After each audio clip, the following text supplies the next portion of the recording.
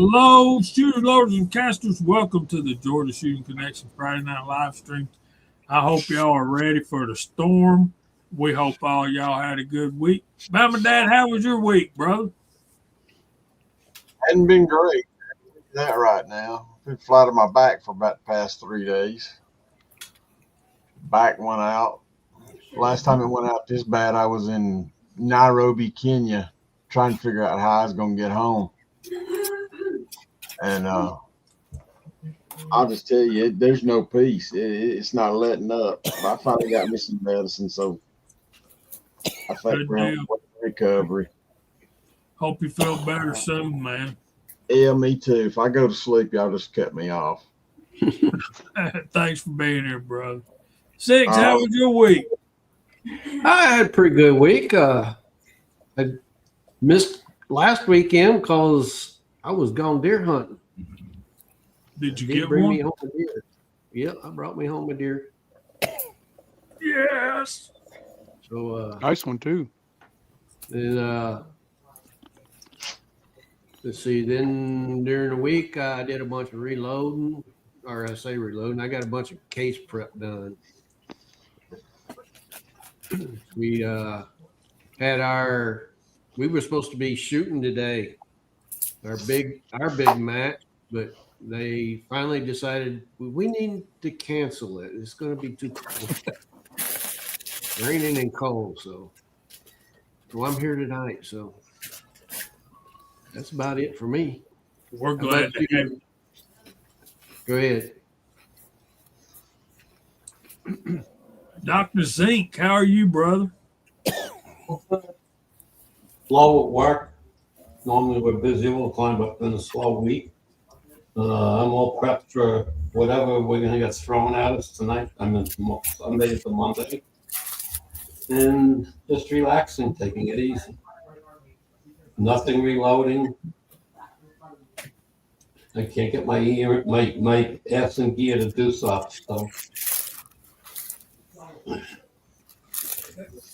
Y'all take a look at that snowblower. First thing caught my mind was that big old engine on that thing. Andy was telling us before we started that's a 454 Chevy engine. Wow. He's not if you're going to have a snowplow and blower, do it right. If you're going to go all out. It's a 36. It's a 36-inch opening. Get her done. Well, only get about 100 feet to the gallon with it. That's all.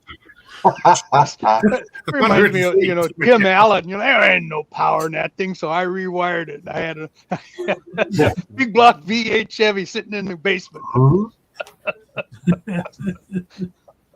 There's actually videos on YouTube. You type in V8 snowblower, you'll see videos of the thing running. Oh, wow. There's a few different ones out there, but that one's out there, the 454. That's crazy cool right there, dude. Thanks for sharing that picture with us. But if you watch it on YouTube, you won't believe how far it throws snow. Yeah, I set 1.5 miles in the green room before we started. Anyway, man, thanks for being here, Dr. Zink. Mr. Kyle. What's up?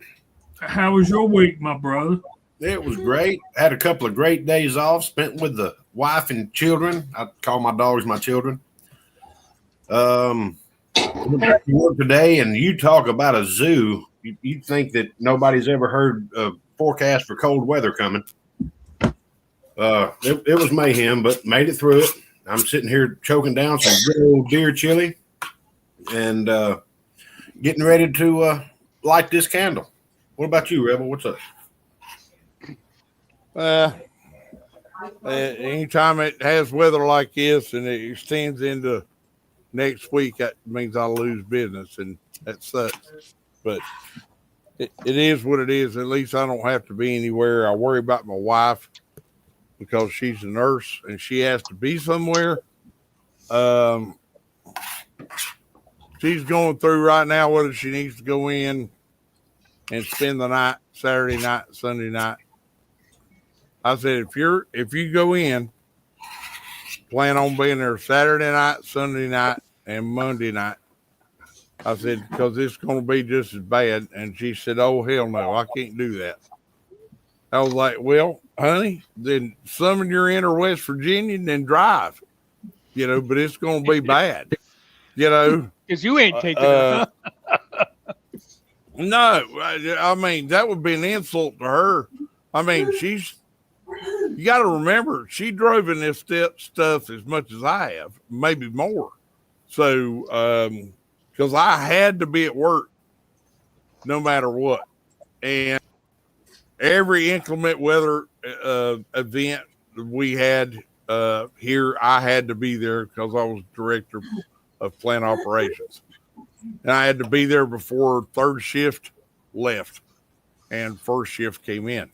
So someone said, yeah, but you live in North Carolina. It don't matter. I mean, that was every event. So I had to drive in all kind of stuff. And I built the perfect vehicle for that. And then under Joe Biden's administration, they stopped making gas for it. So it's hard for me to get non-ethanol gas for it. There's Mr. CW.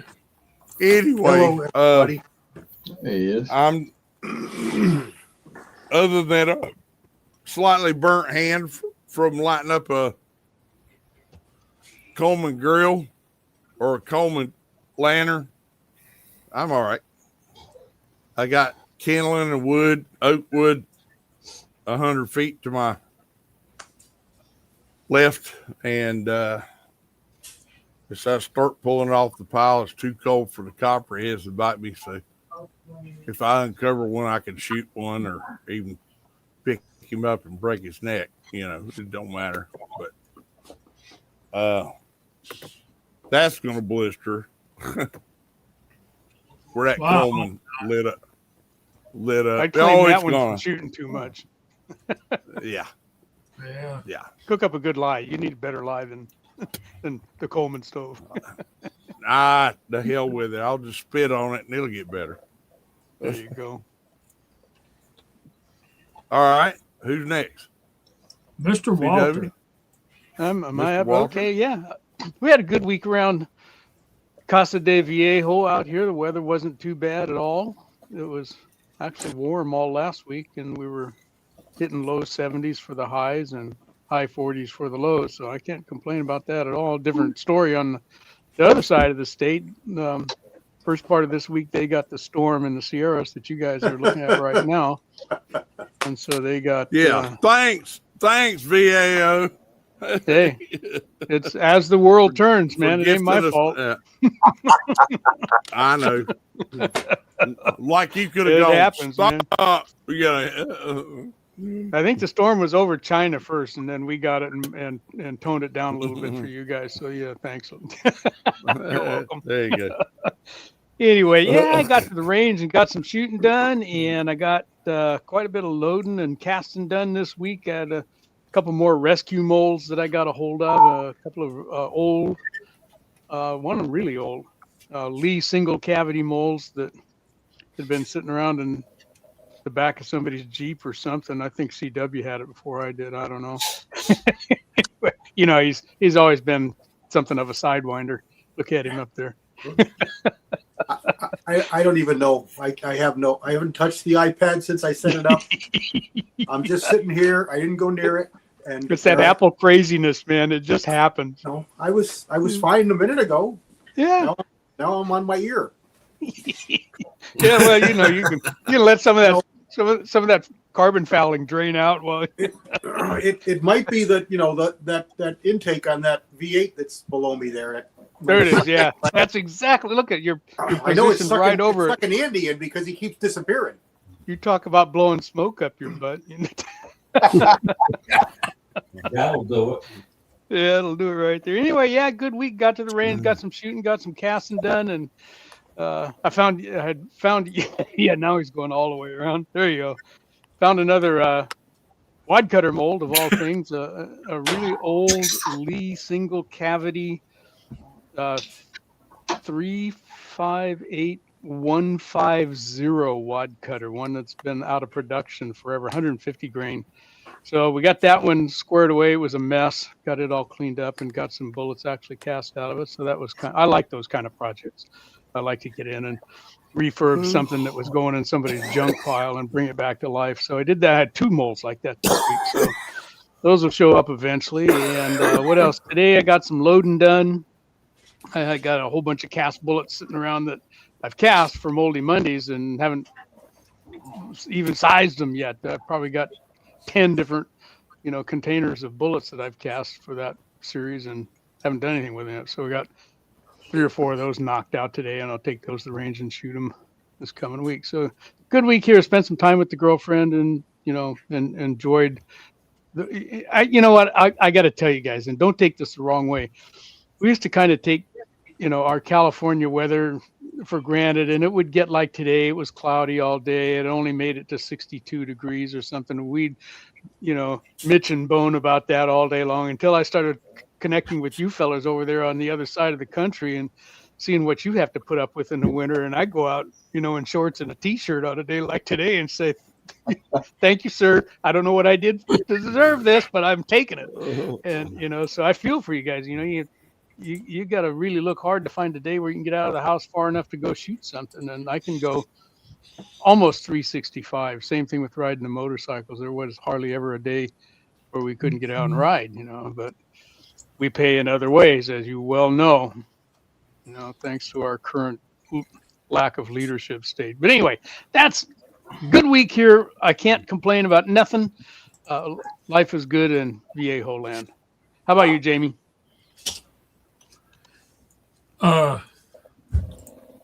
We need to talk to CW first. Oh, yeah, we should talk to him. How was your week, CW?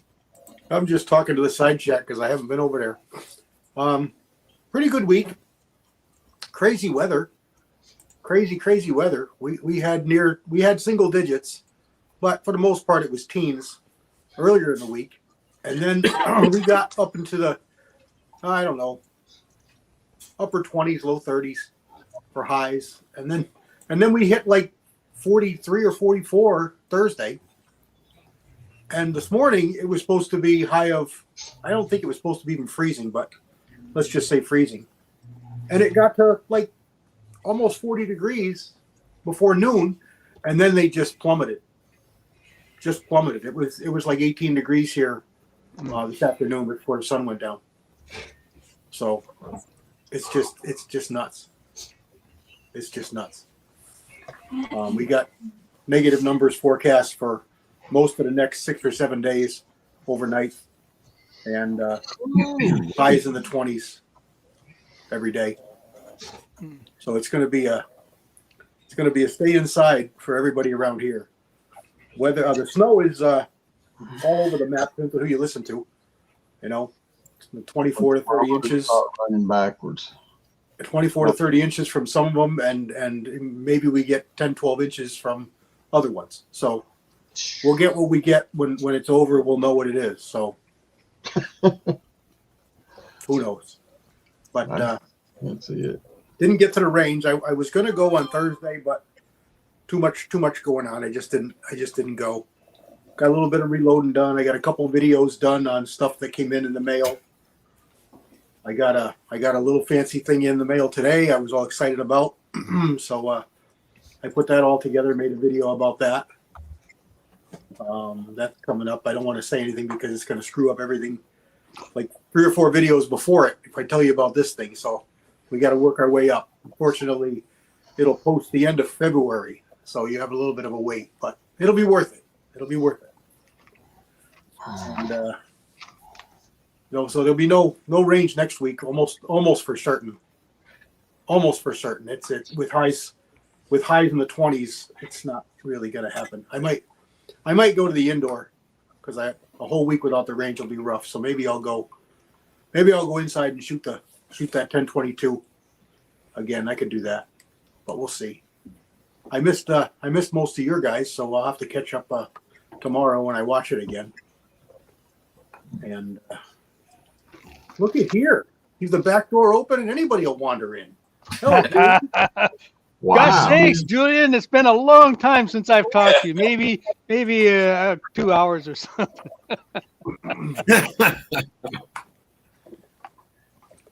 That's good. Julian, how was you? We're just finishing up. I'm the last one before Jamie, so let's see how your week was, and then we'll go up to Jamie. How was your week? Oh, just 1 second. I'm just switching off the.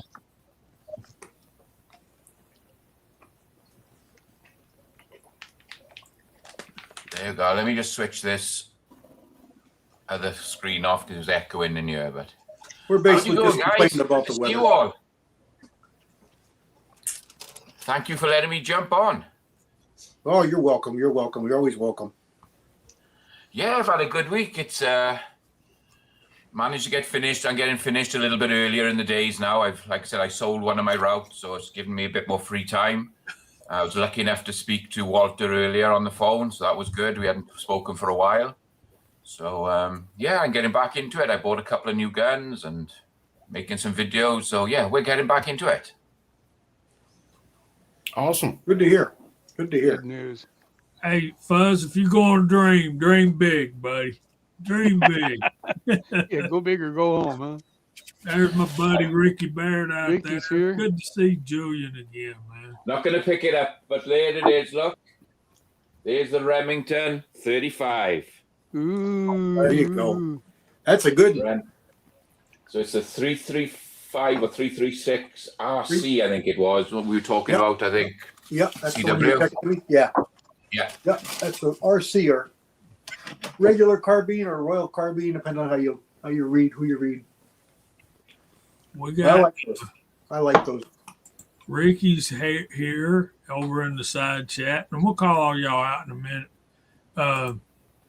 We also got reloading from the hot pots out there. Hey, Good to Gene. see Gene again. Gene. So Gene. my week was work. Come home, do some more work. Try to do some brass prep, and that happened. Oh, Duckarooski. Oh, no. You let it get a little bit dry. Yeah, it set out a little too long. You gotta keep her lubed up. Well, I put that lanolin on there, but I think I had wiped it and thought I had put some of my Hornady wax on there, and apparently I'd forgotten. Getting old ain't for sissies, in case y'all want to know. So I got an order in from Midway. Are we allowed to say that? Sure. This is for the 350 Island. Legion. Y'all can't read it because it's backwards. 35 caliber, the 170 grain SP interlocks. Yep. Soft point interlocks. I'm gonna work up a faster load for my 350 Legend with those. And on the advice of my brother, Mr. Mark MCK out there, I got some Hornady 6.5 130 grain ELD match. I'm liking that 130 weight more and more in the 6.5. Yeah, that's I never went to the 147s. I started with 123s and then skipped to the 140s. Mm-hmm. And they've worked beautifully at range and distance.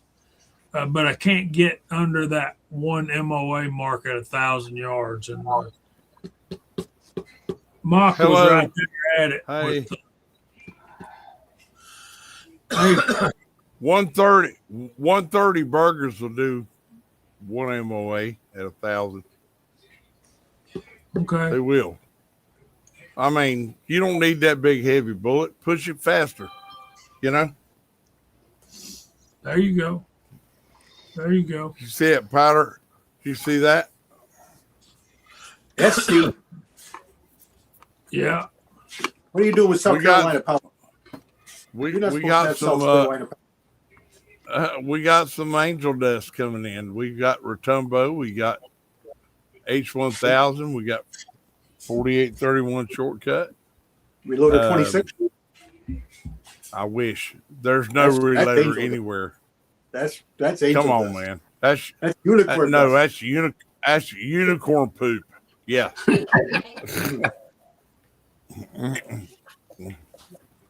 Good old hen's teeth. Okay. Tonight we wanted to talk about, if y'all let us, if there's anything out there y'all want to talk about in the side chat, y'all never hesitate to bring that up, and we'll try our best to make sure we see it and get it up there. But yeah, that's right, Ozzy. Barrel rate matters too. We'll talk about 38 tonight. And here is a list of some of the 38 caliber. Let me see if I can make this work. Cartridges that they list on Wikipedia. Wikipedia. It's got to be right if it's on the Wikipedia. No, it don't.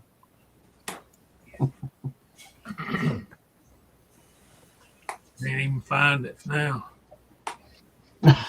There it is. Here we go.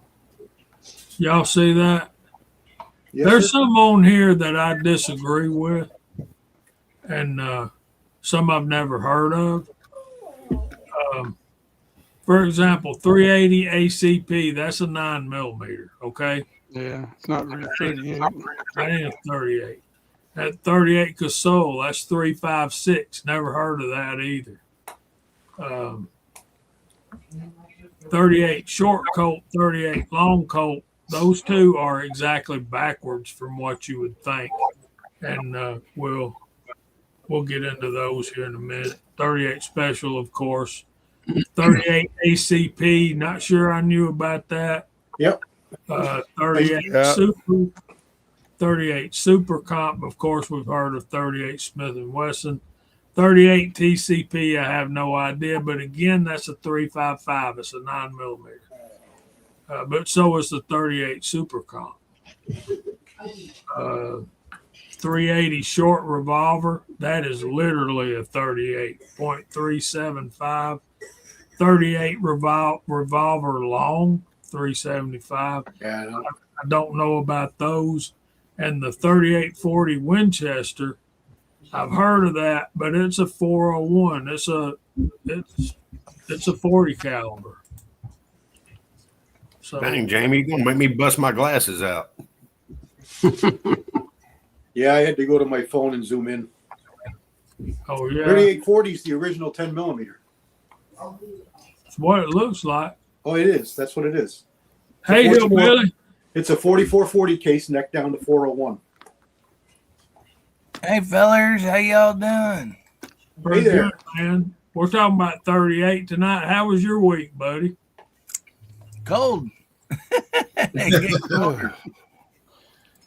Oh man, sorry I was late getting in here, fellers. We just been busy in one arm paper hanger, getting ready for this cold weather and delivering a little wood to neighbors and this and that. And anyway, so it was a little late getting dinner going anyhow. And then a couple grandkids showed up about halfway through that, so we had to add on to dinner. And so anyway, yeah, Paul's good. And loving more anyhow. Thank you for being here, man. Oh man, yeah, 38, 357. Good stuff. It's cold everywhere, man. It is. Walter, I got 800X. Yeah. Gene found me an 8-pound can of. Yeah, 700X came back in. Somebody in the side chat said that they saw it, and I did too. And I don't know if it was either Midway or Brownells or Natchez or one of those guys had it, and it was gone like at the end of the day. But I still got a bunch of it here. It was teased briefly. Yeah. Well, Gene over at Reloading from the Hot Pot, where he works at Republic Ammunition, they had 2,400 in an 8-pound keg for about 15 minutes, and I got one of them. As soon as I saw that, I said, "Yeah, send it." And I think they've got 1-pounders now, but 2,400 is back on the market, and 700X is one of those ones you don't get a pound, you get 14 ounces or something. It's fluffy. Well, I'm those two on my list to buy bigger containers of is Unique and 2,400. Yeah, Absolutely. They're two that you always find staples. use for them. They just always work. I love them in cast bullet rifle loads. You can load everything with it, and it seems like the same load is a great starter for across the board. I've got some great loads with 2,400 and cast bullets. Yeah. Yeah. How much trail balls would you hoard up? I think I have about 8 pounds. Yeah, that's about where I'm sitting on it right now too. Maybe a little less than that, but it, it was gone for years, several years until, it was being made, as I understand it, down in Australia, and then their plant there burnt down or something happened, and it went out of production for a long time. But it's come back now, and it's a useful one too. You got to be a little careful with, how you do it, but it's a good, nice, fluffy, fill up the case kind of powder. Don't I heard a story on Facebook today. A guy was posting saying that he talked to somebody at the SHOT Show from Hodgson, saying that the powder will be back in next month. It's like everybody kept saying it's already in. Yeah. What are y'all talking about? Yeah. I mean, that was straight from Hodgkins. It was like, it made no sense. Right. I think we're going to see more. I think it's going to loosen up whenever we get these wars over with. But I think we're going to see more Shooters World stuff back in stock. I bet Gene will be able to tell us more about that. So I thought they discontinued those. The Shooters World. I thought they were discontinued. They did for now. Because they can't send it into the country. They just couldn't do it. So okay, got it. Can't bring it in. Yeah. Okay, makes sense. Yeah, the price of the metals has gone way up, so factory bullets are going to go up. all right, Why Walter, are only United States companies stepping up and filling in all this void? yeah, all right. It's time for us to call out the side chat. Walter, you know You what can we're only fill doing. up so much void, hillbilly. Yeah, well, let's just go 38 special or 38 SPL or just 38, anything with a 3 and an 8 in it, and except for 380. Don't be putting 380. Right. We'll work with that. And when we get done with this, we're going to go through the room and everybody's going to tell us their favorite powder for 38 special. Oh, boy. I've got about 4. Well, we'll rattle them off and get it done pretty quick. Bama Dad's first in. He's on the panel and out in the side chat. Viejo 280. Walter made this up. And he's on the panel. 6-Shooter Texans on the panel. So is CW. So is Kyle Lusk. So is Andy 79Z28. There's Bobby Barlow's out there. Hillbilly and Ames is out there. Hillbilly's on the panel as well, and we're glad to have him. Fusty Fork 8's out there. Walks Fletcher. Paul Loud. Mr. Pollard. James Pollard's out there. Edward Petty. Rollis Carvelis. Reloading from the hot pot. My brother Gene, MacMan 039, is on the panel and in the side chat. Bud with a gun. What's going on, Bo? Ozzy Osbourne, Mike Hester, Reloader 762. Been a minute, brother. Good to see Oh you man, I there. missed him. Chessboard out there. And we want to always thank Chessboard. He's the one that made our video of the entrance that you see when we come on. Papa's Place, Alaska 1, Andy. Fuzz T4K. Boomstick, Edward Petty, 01 guy, Dwayne 7834. Hillbilly and Ames again, and we got to talk after this. Hillbilly. Kentucky Rimfire. Miss Hot Shots out there. Paul out again. James Pugh, what's going on? He said he had a problem with his 350 Legend. Kentucky Rimfire and Hobbies is out there. Ronnie's out there. Good to see you, buddy. Yeah, that's what I said. And I think we're up to date for at the moment. Good crew in here tonight. Yes, a sir. lot of good folks, man. Yes, The sir. gang's all here. Before we start blabbing off our favorite 38 special powders, Hillbilly. Yes, sir. I do not like 38 special. And the reason is I paid a lot of money to get a seat in the second row at one of their concerts, and they poured beer on me. Of course, And you this didn't bring a straw, huh? Gotta hold on loosely. Yeah, I mean, That's all they I mean, Just hold on loosely. they're a They did good a band. nice remake of Fortunate Son also back in the day. So See, I'm not a CCR fan either. oh man. You not man, ever you- look out your back door? You got communist or what? Man, yeah.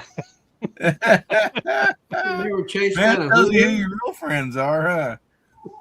I- Start I putting out just- CCR. I love more complex music. Let's just put it that way. More Barry Manilow's your style, Special. Y'all, Hillbilly called me up last night, and we stayed on the phone way too dang long, huh? man. Anyway, favorite 38 special powder, CW? Well, I've probably burned more than 10 pounds of bullseye shooting, the past 40 years of bullseye. It's not the best, but I mean, like 3.3 or 3.4 grains is what my load was. I just loaded so much of it. It's what I think of when 38 special, but there's a ton of good ones. 231s is a really good one. HB 38's the same thing. That's a really good choice. Accurate number 2 works really well. There's a ton of powders that work really good. It's hard to really say any one is the best, but if I was picking one for me, it would have to be bullseye, just because I used it for so much for so long. Good deal.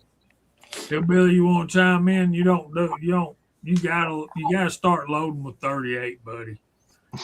Well, 38 is been loading some of my buddy. I do have my press set up out in the shed. But a buddy of mine, he just has a summer house down here, and he reloads. He's the only one locally that I know like that reloads, and so I've been going over there a little bit, and we've been loading some 38 9mm and a few things, and so just kind of getting the hang of it. You want to sit sometime? We can do a FaceTime or something. I'm happy to help you. Yeah, I appreciate it very much. And well, he still has some of the stuff that I don't have yet. To remove the primers and a few things, and so we're just kind of going through everything, and it's been fun. It's just he's not down here a whole lot, and then he's definitely not down here in the winter. So, but Do you remember what powder you used in 38? man, I'm trying to think. I want to say maybe Bullseye Gold Bond. is what we were using in that. Maybe he had several different powders there.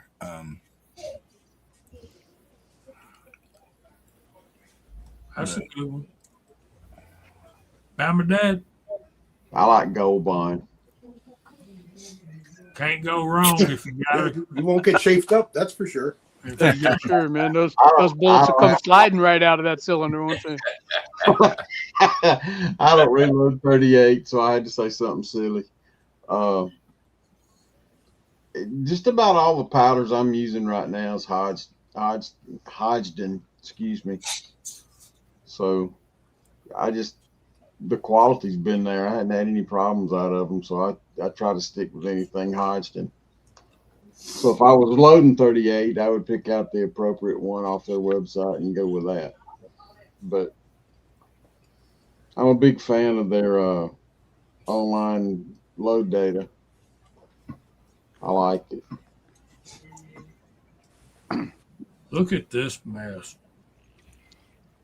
Walt's giving you recipe and everything.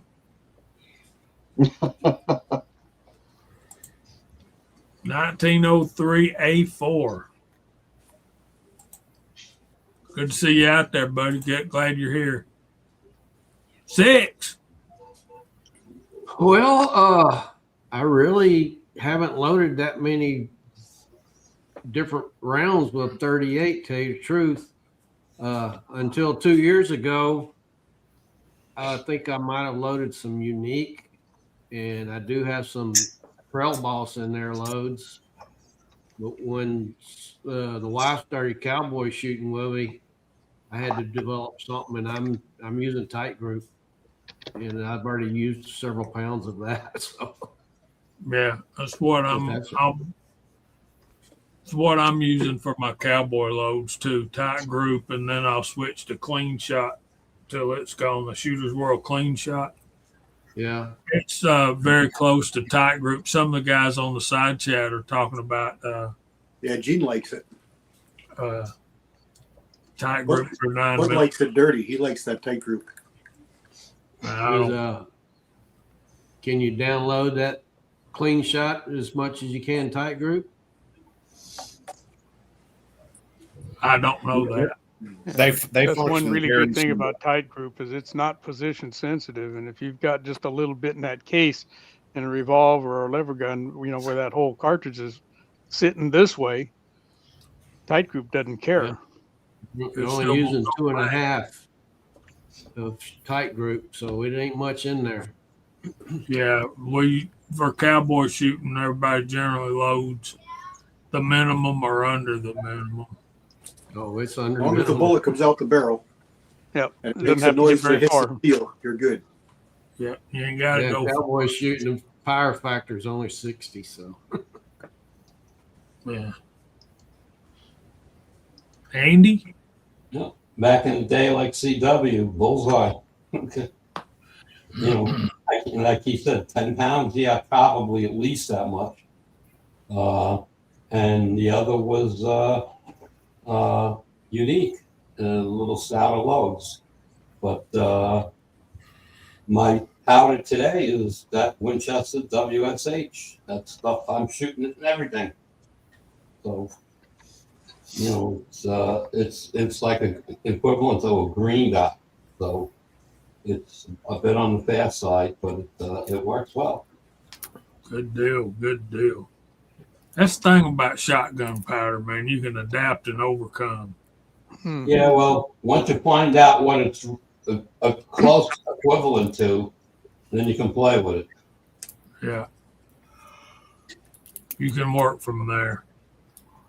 What about you, Kyle? Do you load 38? Yes, sir. Tight Group and Clean Shot. Not it. Else call me.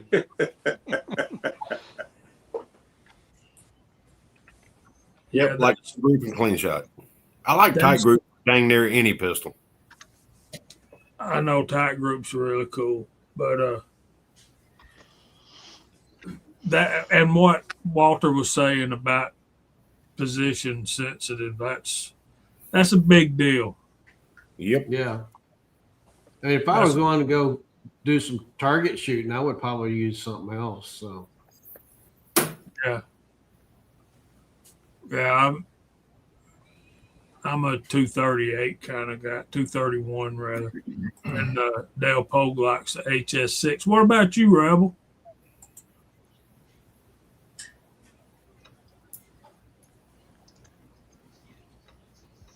Bueller. You're muted, Rebel.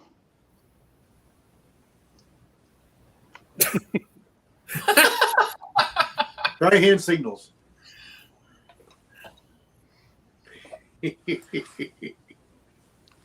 Bueller.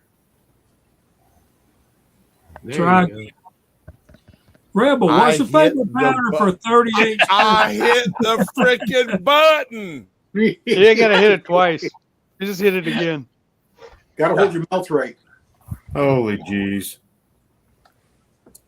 You're off. There you go. By Braille. unique. Walter? Damn. You're back. Yeah, I thought so. Well, for me, I don't shoot as much bullseye as I used to. I think to pick one that I use the most in 38 special, and I shoot a lot of that stuff, 38 special, and with all of the kinds of bullets, is probably going to be 231.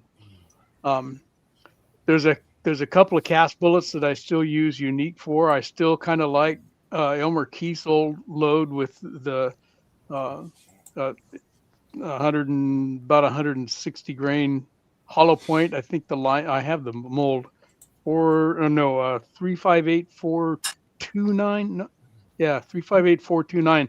That's the hollow point Keith bullet, one cavity, and as a solid, yeah. And he shot that with a little bit hotter load of unique than what I shoot it with, but it's close. And I use unique with that one, but mostly 231. Every once in a while, some clean shot or something else, but mostly 231. If I was going to pick one, yeah. If you can't find 231, they're almost identical. That's what I thought. Edward Patty was saying that. Yep. So that's me. I'll claim 231 as my most commonly used one in 38 special. That's me. That and unique. MacMan. So I use Vitivori N350 Premium. And it works pretty good. And the reason I'm on that is my local gun store came to me and said, hey, we're getting rid of some of these powders. Do you want to buy them? And I had 50 jugs of that for like 10 squats a jug. So I couldn't turn it down. Heck yeah, man. So I couldn't turn it down. So I bought all his Vitivori and I bought all his Norma. And so I sort of started using that, and it works really well, to be honest with you. I don't use it on my cast bullets. I'll drop down to maybe that HP 38 or something on cast bullets, but on normal bullets, I use that Vitivori, and I'm very happy with it. Cool. I have not used 350. I use a lot of 320 and 340, but I've never used the 350. It's only because I had a big pile of it, and I thought, I'll give it a go. It said you could use it on the website, so that's what we did. And it works well. Yeah, I think I've got some 330, but I think I use it more in 357 Magnum. Than when it comes to 357 Magnum, that's a little bit different animal. I like the heavy pistol. Yes, sir. Yeah, I've got a panel. I got a panel of 340 I've never used. So that's interesting. Yeah, that Vidivore stuff. Back when All I of first it. got into this, Vidivore was cost prohibitive. It was Yeah. $50, $55 a pound. Now all of it's that much. Mhm. Let Right. let me Exactly. quickly go through history, then maybe I can show y'all some. When was the 38 caliber invented? This is from the Gun Zone, and it's by Wayne Fletcher. That's Walt Fletcher's brother. And it was written March 27th, 2024. He says that You mean the 38 caliber wasn't invented in a single moment, but rather evolved. The first cartridge, commonly known as 38 caliber, the 38 Long Colt, was developed by Colt's Patent Firearms Manufacturing Company and introduced in 1875. However, several related cartridges, including those designated as 38, quote unquote, predated it, making the picture a bit more nuanced. Understanding the development of the 38 caliber requires examining the mid to late 19th century landscape of firearms and ammunition technology. The transition from muzzle loading firearms to breech loading cartridge systems was well underway, driving a surge of innovation and experimentation. Many different manufacturers were developing their own cartridges, and standardization was not yet a priority. While the 38 Long Colt of 1875 is widely recognized as the genesis of the 38 caliber, some earlier cartridges could be considered precursors. For example, several cap and ball revolvers use bullets approximately 0.375 to 0.38 inches in diameter, though these were not cartridge based. Similarly, some early metallic cartridges, though not officially designated 38, used bullets of similar diameter. So, what was going on as I've studied up on this, and they were converting these cap and ball revolvers to cartridge, and the 38 caliber ball, the barrels were literally 375 to 38 inches, so they had to fill up those lands and grooves. So the first one, let me just keep telling y'all about this article here. The 38 Long Colt was significant because it represented a distinct step forward in cartridge design and became a commercial success. Intended for use in Colt revolvers, it utilized a heeled bullet, meaning that the bullet diameter was the same as the outside of the cartridge case. This design was common at the time, but would eventually be superseded by internal lubricated bullets. The 38 Long Colt saw military service and was adopted by some law enforcement, giving it considerable visibility. Development of the 38 Short Colt, simultaneously another cartridge, the 38 Short Colt, was also available. It was shorter and less powerful than the 38 Long Colt, but offered a more compact option. Both these cartridges used the same bullet diameter, cementing the quote 0.38 designation. Emergence of the 38 Smith & Wesson. Another important cartridge during this time was the 38 Smith & Wesson, introduced even slightly before the 38 Long Colt. The 38 Smith & Wesson used a bullet with a slightly larger diameter than the Colt cartridges, 0.360 versus 357. And while called 38, they are not interchangeable. This illustrates the lack of standardization in the early cartridge era. The 38 Smith & Wesson gained popularity as a defensive cartridge, particularly in small revolvers. In the late 19th century, the influence of smokeless powder in the 38 Special in the late 19th century also saw the development of smokeless powder, which offered significant advantages over black powder in terms of cleanliness, velocity, and power. This led to the development of new cartridges optimized for smokeless powder. The 38 Special, introduced by Smith & Wesson in 1902, was a direct result of this advancement. Now I'm getting different dates during my research. I've got 1898. You're there, right? And Andy, you're there. I'm here. Yeah, why? Okay. Well, everybody dropped out. There's Jamie. Can y'all not hear me? I hear you. Yes, I can hear you. No, we hear you. dropped out. It's just you, Rebel. Jamie's Rebel talking. having troubles. Everything looks good on my side. Okay. Before we go further, guys, I'm going to bail out. I've got Okay. to get out there early in the morning and get my food shopping done. Well, thanks for being here, Andy. We appreciate you, buddy. Good night, Andy.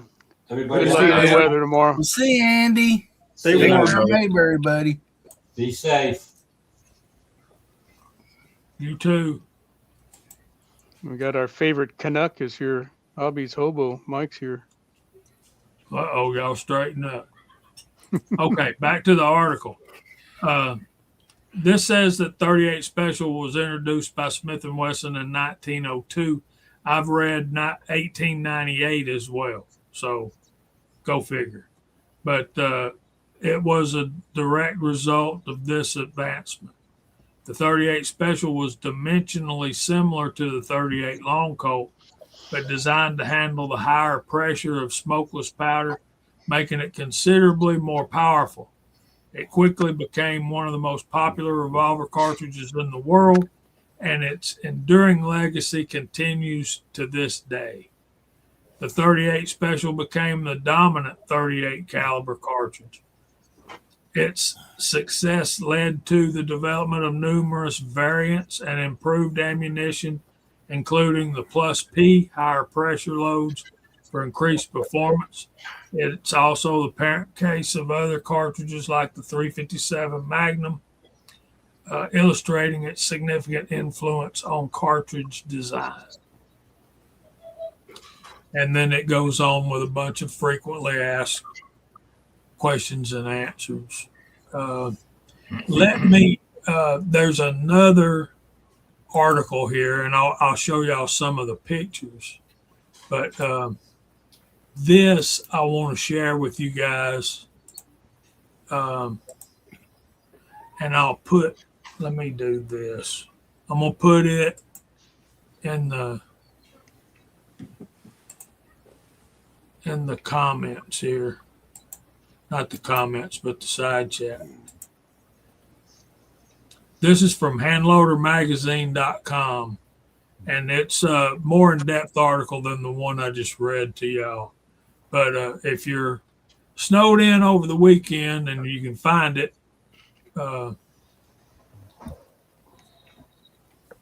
that's a good one. Let me do this. Uncle Bob's here. Uncle Bob. Hey, Uncle Bob. I'm just going to Barbarino, Barbarama. I'm going to show y'all the pictures. This is 1930. Smith & Wesson introduced its first 38 Special revolvers on 44 frames, including the heavy duty, and that's that one. You also see the lemon squeeze grip right there. And this one is called the Outdoorsman. Adjustable rear sight, as you can see, as opposed to the top strap sight. Later, they became the models 20 and 23. So the top one would have been a model 20, and the Outdoorsman would have been the 23. And This is a Colt Model 77, 1877 double action 38 Colt. And it's that's called the Lightning. Remember the Lightning from our revolver series?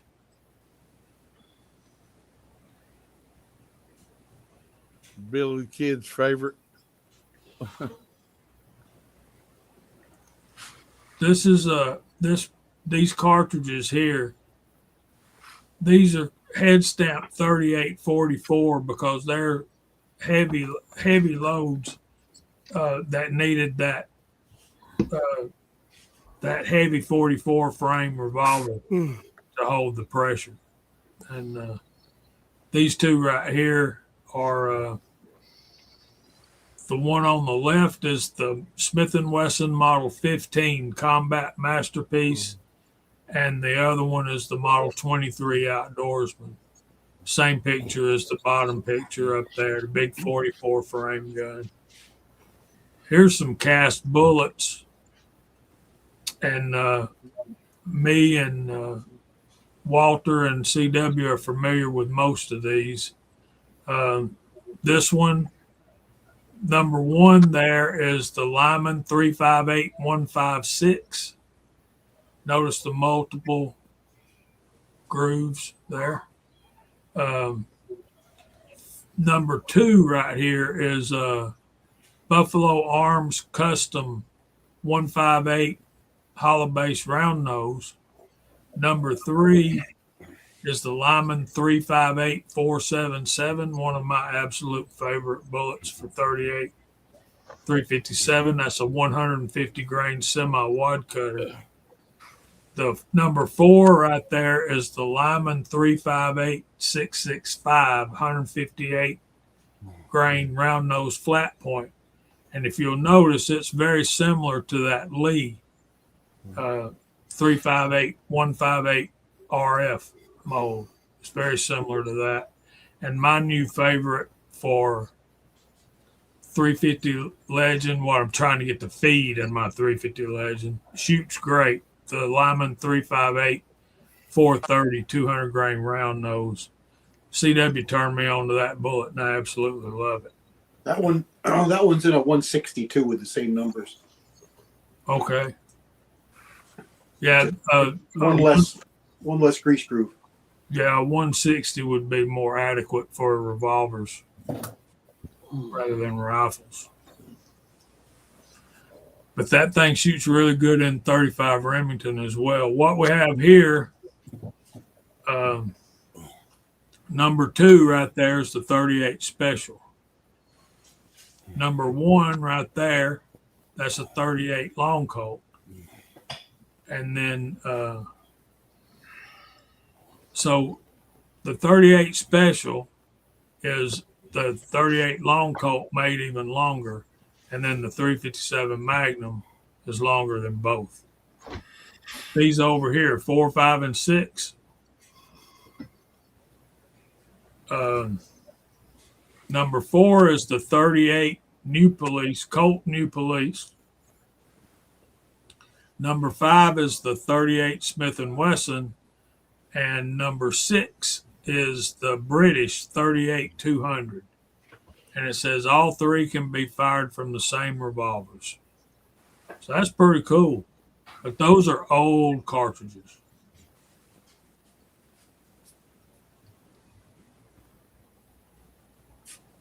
These are 38 Special factory loads. Number one is the standard 158 grain round nose. Number two is the U.S. military 130 grain full metal jacket. And then the last one, the third one, is the 38 Special 200 grain round nose. And that's what police carried in the latter days of the revolver era when law enforcement was still carrying revolvers. They switched to that 200 grain round nose. It was a pelvis breaker. Do what? They called it a pelvis breaker. Yeah. And here you have load data. Yep. Predominantly, what do you see? Bullseye and tight group. and some 2400. And that's what we got for you tonight with 38 special.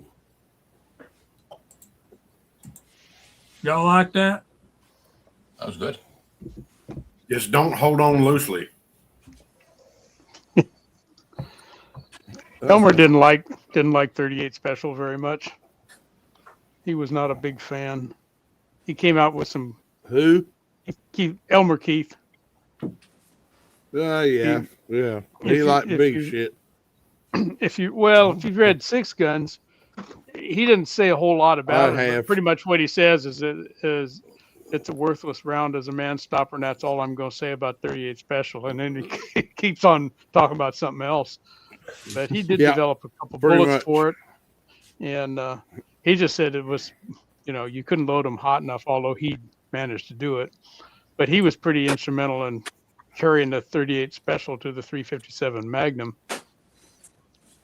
You look at some of our Magnum rounds, and they came from, the special rounds came from the Magnum and vice versa. But Keith played an instrumental role in developing that 357 Magnum round. I always didn't thought like the 38. special came from the 357. It did. It went backwards compared to what it usually happens. You start with a smaller cartridge and evolves to a Magnum cartridge later. Well, Jamie, I can share Amy's point of view, my wife Ames, Yeah. because like we shot 9mm, 38 special, a lot of stuff to find out what carry rifle that she'd like to use, and so we're out there shooting. We're shooting several of them, and of course I had different ammo out there, and this was her conclusion why she carries a 38 special revolver. I'll show you here. So, like I said, I had ammo sitting out there, and this is a 9mm. This is a 38 special. She goes, "Why would I want to shoot that smaller bullet? Give me the big one." That's her whole basis on carrying the 38 special over a 9mm. Yeah, pack a little more powder in that 38 special case. Like, I want the bigger one. If I got 38 special. 38 special been killing folks for 1890 whatever. It's proven. Watch The Godfather. Yeah. There's a lot better though. Now, Glenn, good and well, we're What? talking about 44. I didn't say it wasn't better. I'm just saying. Well, Stones worked for a lot of years too. Yeah. I'm talking to Glenn Davis, Rebel. He says, "What about 44 Magnum? Didn't we talk about 44 calibers last week?" Yes, sir. Glenn must have been sick that day. You had your chance. Yeah. Good to see Ozark Spirit out there. Hey, buddy. Sending us some weather. Michael,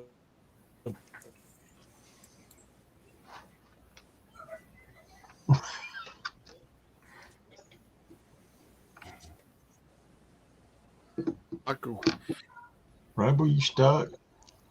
whipping out Yeah, we can't hear you, Rebel. egg pocket. 1930.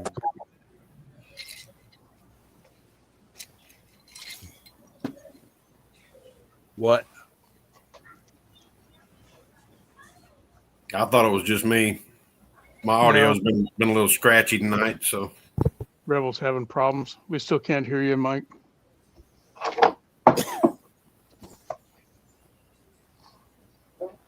You're not. All right. You don't show muted. It's just not coming across. Everything shows good on my end. Your hand's Maybe messed headset. up. Marvin, you keep freezing and stuff. Marvin, we're tickled you here there, buddy. We're tickled to death you're out there with us. And Glenn Davis says he didn't. He says no, sir. What is that? What are you talking about, man? You don't remember us talking about 44 last week?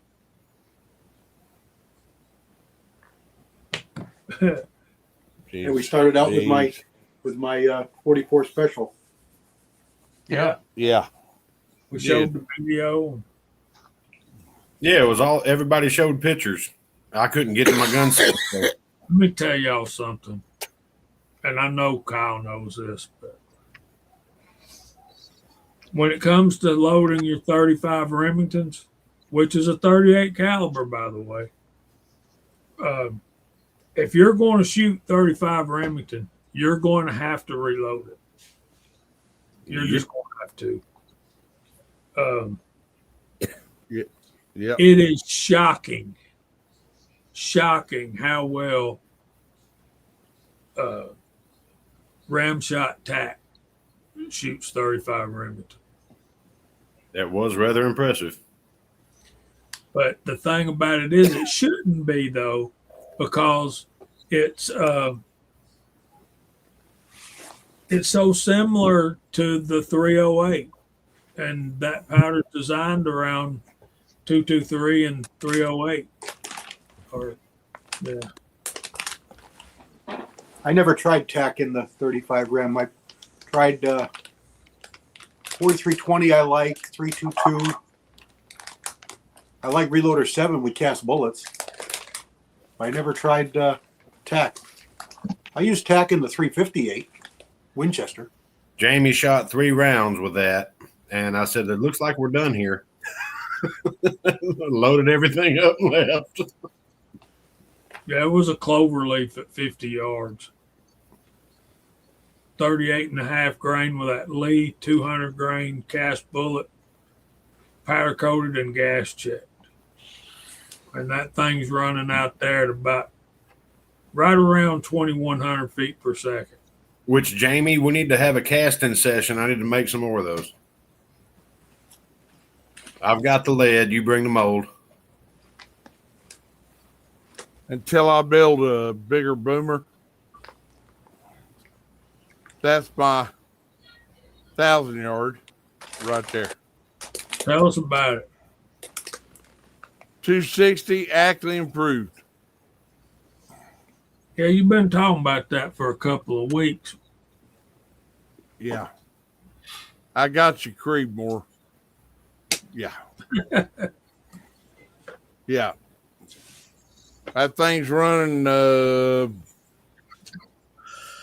probably 300 foot per second over transonic as it crosses the 1,000 yard line with the 140 grain bullet.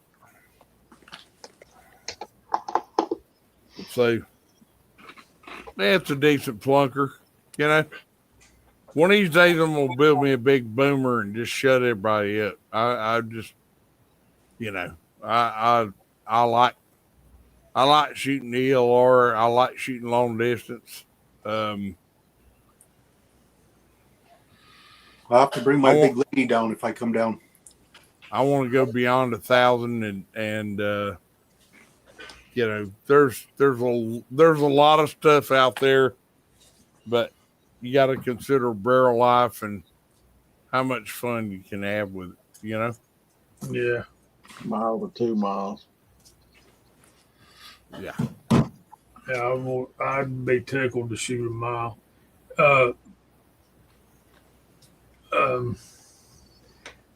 Some of the guys are talking over here. Gene is telling Glenn that no, you can use powder coated bullets. Yeah, you can, but if you're going to push them that hard, you need to powder coat them and gas check them.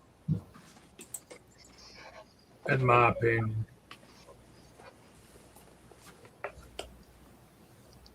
What about You can cast them out of linotype or monotype or something too. If you can get your hands on some of that stuff and get them good and hard, they should be okay. But yeah, I still want to gas check them.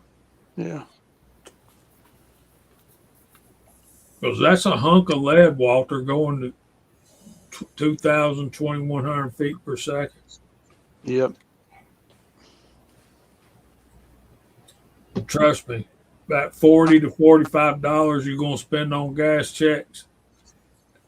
That's I wish. that's an easy investment as opposed to scrubbing lead out of that barrel. Man, I bought 1,041 mag gas checks from Sages a couple days ago. Still not here yet. Cost me $68 to the door with shipping and tax. $68 for gas checks. Yeah. Jesus. Yep. No, I don't lube them too, Glenn. Glenn says, and lube them. That would be cool. I do have a.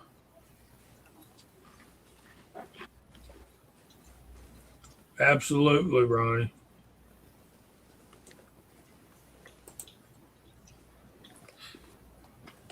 Guys, I'm on a bail. I'm gonna get ready for this ice storm. So Okay. I got a couple more things to do. Jamie, Kyle, be praying for you. Just call me if you need anything. It's not like I can get to you, but you know. Well, I man, appreciate it, brother. We'll keep you in mind too. good to see you tonight, buddy. Yeah. Good night. Yeah, Mike. All right. Good night, Mike. We'll Be see. safe. Keep the family warm out there, man. I'll try.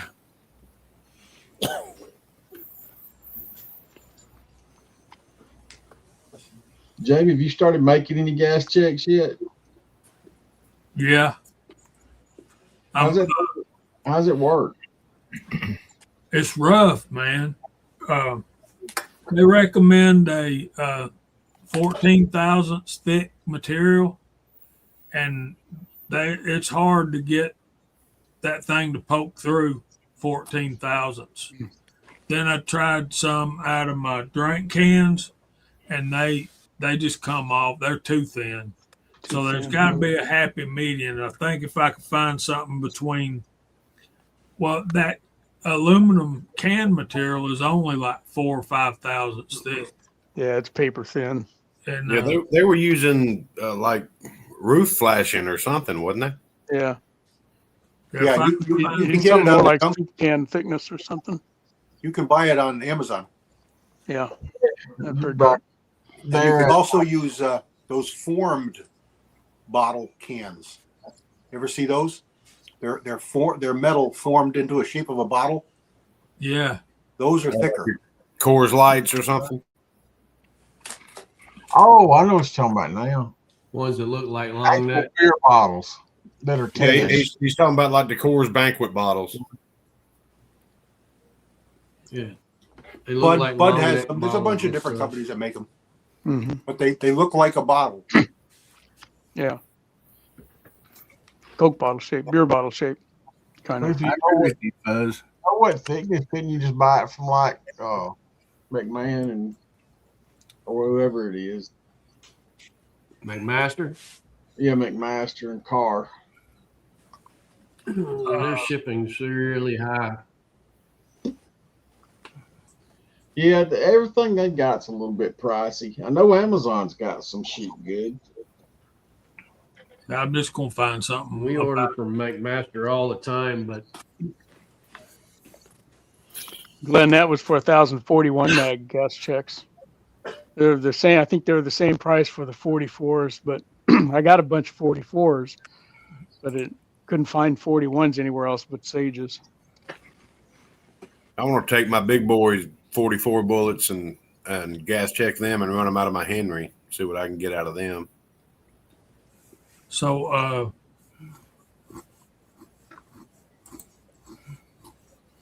Curtis has joined us. Welcome, buddy. Good to see you. Hey, Curtis. And GGW Outdoors has joined us. Good to see you out there. Hey, fellas. Hey, Joe.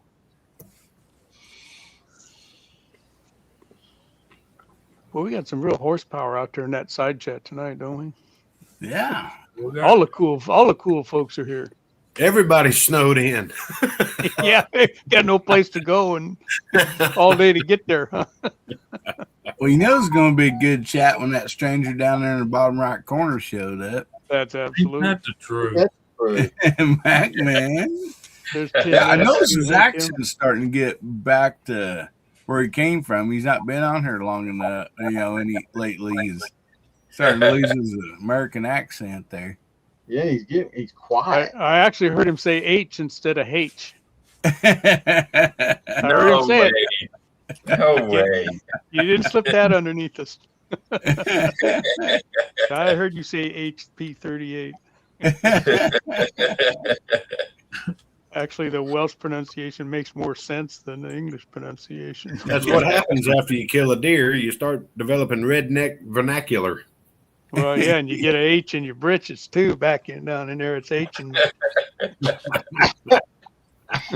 But I know all you guys are suffering in the snow. I just like to say we're at 64 degrees here, no wind. that's nice. Yeah, that's where Come we're on at over, here, guys. but- To get out of the snow. That's a good one, Ken Larson. That's a real good one.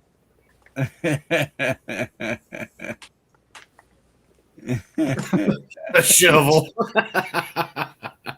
I'm telling you, man. Well, Those Chevelles that's my favorite car, man. yeah. I had a 1972 Chevelle Malibu 350 turbo, Mhm. 5 traction rear end. It was black on black on black. It had Oh boy, Nice. tell black you what, man. interior, black Triple black. and a black vinyl top. And every time it rained, as soon as it quit, I had to go to the car wash. But Man. yeah, Some Mac, vinyl. man, I hope you taking in some of this 35 Remington load stuff we're talking about. Has anybody seen RCBS's new trimmer? Case Saw trimmer? a video of it, and Looks a lot Ultimate like one. Reloader. Yeah. Gavin Gear had a video on it here the other day. Did you see the price on that dude? Yeah, Yeah, it's shocking. yeah. What You is- got to They're I got the losing their mind. Henderson one back there. Down and they're going up yeah, What was it going for? How much was it going for? almost $700. yeah, Jesus. yeah. There's no way. They won't sell many of those. Yeah, No. It's That's ver- about yeah. like one of these primer. Yeah, I There's mean, the Henderson one. you're right there with that big dog. Why would I buy RCBS's? Well, that's the real one. Yeah. The only difference I can see with the RCBS one, they brought out that new micrometer adjuster for it instead of using the bolt as a stop. Mhm. So they got that micrometer adjuster. So I actually text Henderson yesterday, and they pretty much said it's going to be in the works as an option we can buy for this. So that would make it really cool if we can get the micrometer adjustment instead of trying to use those bolts and lock nuts. Mhm. Yeah, that's always good. There's my new buddy, Bull. What's going on, bud? You better hunker down, boy. We got ice coming up in this place. Up in here. Up in here. Thanks to Ozark Spirit. He's sent it this way. He said so earlier. Said they got 8 to 12 inches of snow over there. Gene said in Ohio, where he's at, it's 3 degrees, feels like negative 11. Nice. Yeah. I'll share something here, Jamie. Go ahead. I think this might go around us. I don't know. I'm where that blue dot is. What do you guys think? I think Yeah, you're going to get think snow, so. but it's a lot better than the ice. Yeah, and I think Ozark Spirit's right in here with me somewhere. I think he's just talking about projected because we're 12 to 14 inches is what the projection is. And as this moves on, the dang freezing line goes just right here below us. So, like, we could get some ice too. It's like, dang it, man.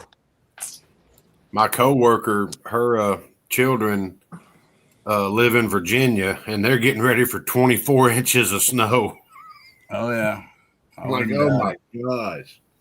Well, They were saying- Garage guy earlier, he's in Virginia, and he was talking about it's supposed to hit there at 3:00 tomorrow, and he's talking about getting up and going to the gun stores before it gets there. There we go. I Don't could see say- they were projecting in some places in Texas 68 inches. Damn. 68 inches, that's a lot of snow. That's an insane. Well, Texas, I mean, them fellers, they got their water heaters and their plumbing on the outside of the house. You know, it really gets rough for them. They run their swimming pool year round. So, dang. Jamie, show that one. That's the snowdrift in Russia right now. Oof. Yeah, I heard that. At one time, it was like, God. what, 7 foot the other day, and they got more.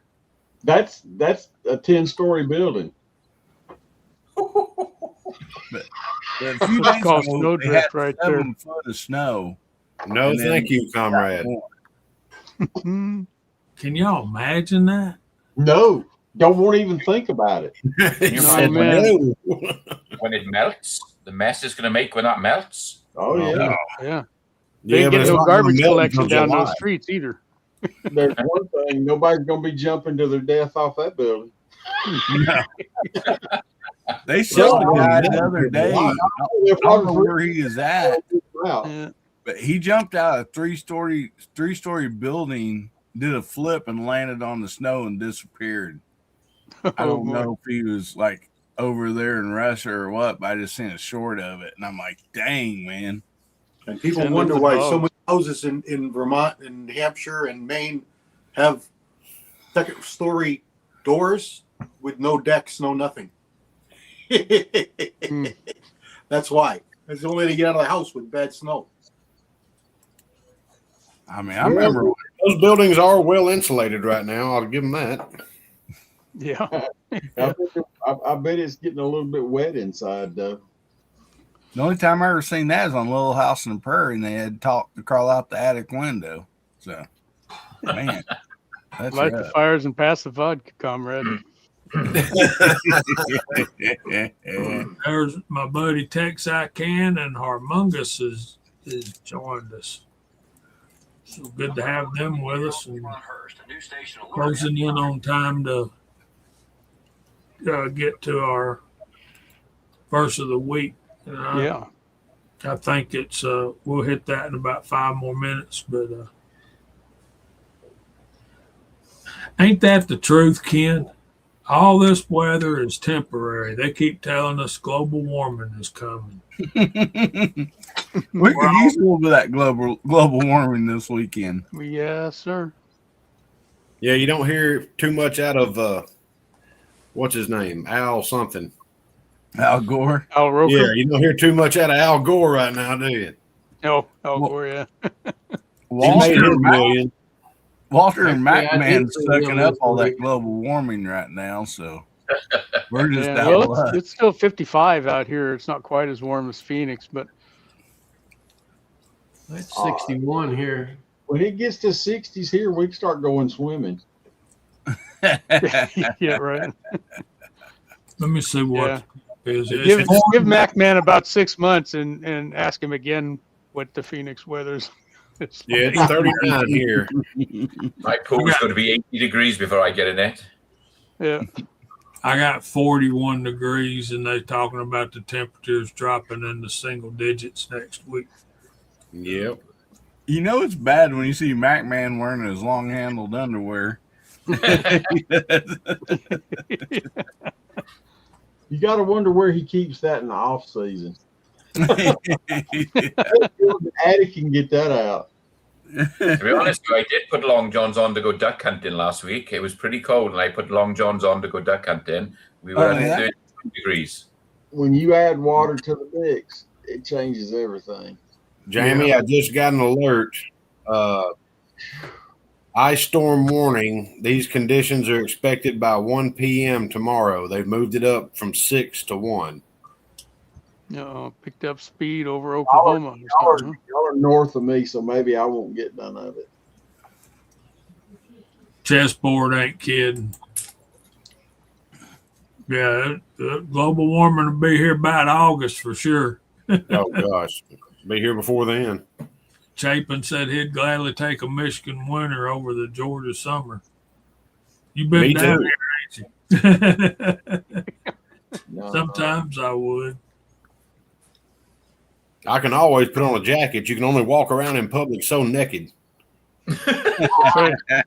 You can always put more layers on. You can only take so much off. Humidity is no place to be, man. Floridian says he's in Chicago tonight. It's -7. Dang. I mean, I've been in Vegas when it's 140 degrees, but it's only like 3% humidity. It's not that bad. Your sweat evaporates, it cools you. In Georgia, it doesn't. It pulls up in your shoes. One thing I can tell Floridian, man, that Chicago, that water coming off that wind coming off that water, it's cold on a summer night there. It is. Yeah.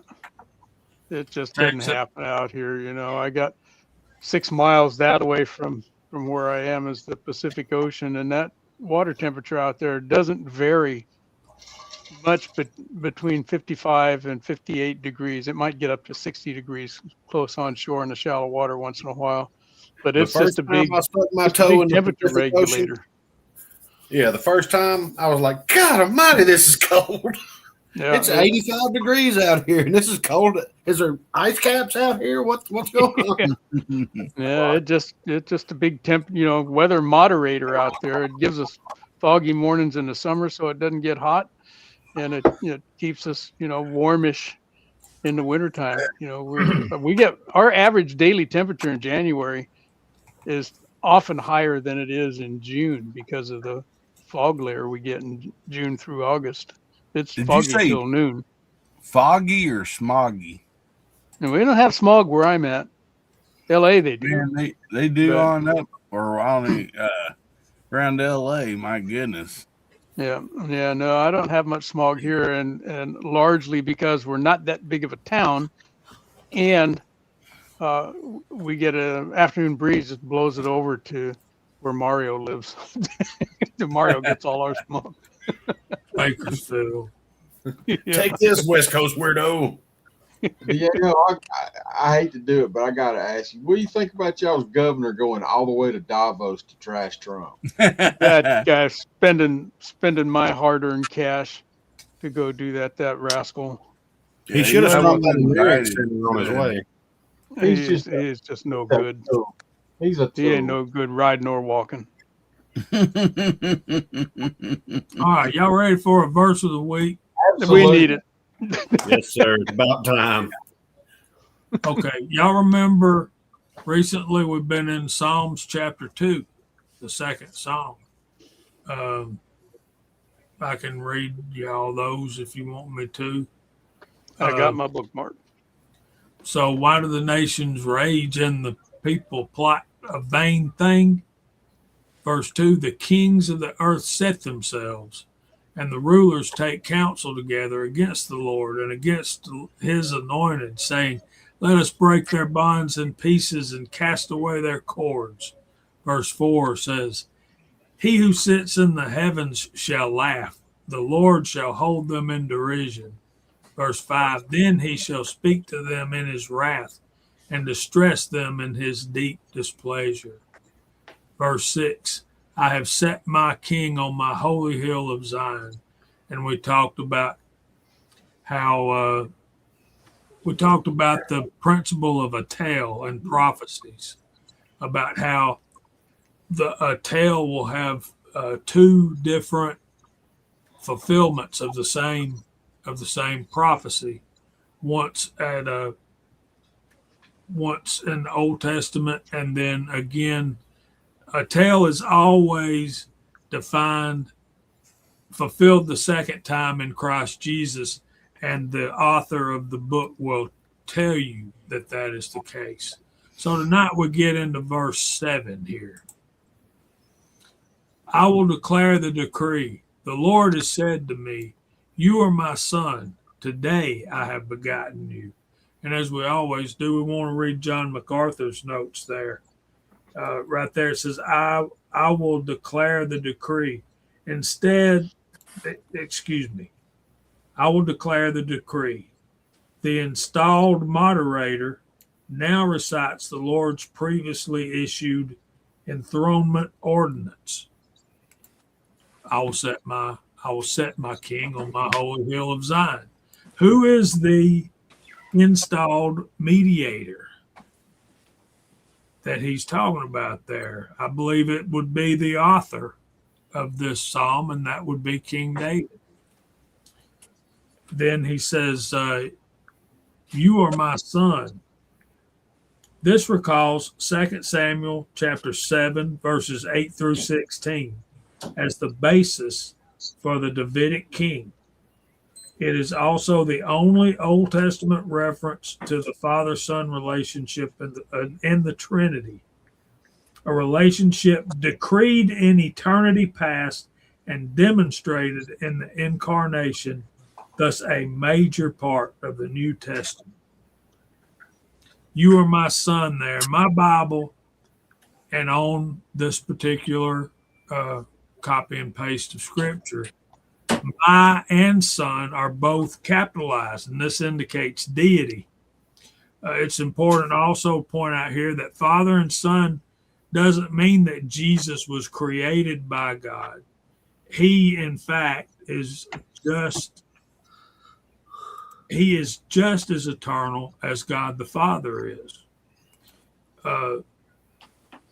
The terminology is symbolic of the relationship. Now, I believe that Jesus is the human form representation of the Father. When we read the Old Testament stories and we see the term, the angel of the Lord appeared to him, or, and the angel is capitalized, I believe that that is the pre-incarnate Lord Christ Jesus. I do. MacArthur goes on to remind us of King David's appointment, 2 Samuel 7, verses 8 through 16, his anointing. And he tells us that this is the only reference to the Father, Son, and the Trinity in the Old Testament. And I like MacArthur's wording there. That phrase, a relationship decreed in eternity past and demonstrated in the incarnation. Man, that's just powerful. That's just, I just love it.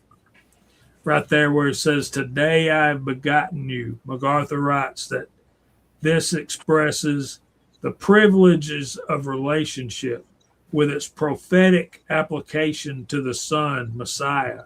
This verse is quoted in New Testament in reference to the birth of Jesus in Hebrews 1, 5, and 6, and also to his resurrection in Acts chapter 13, verses 33 and 34, as the earthly affirmations.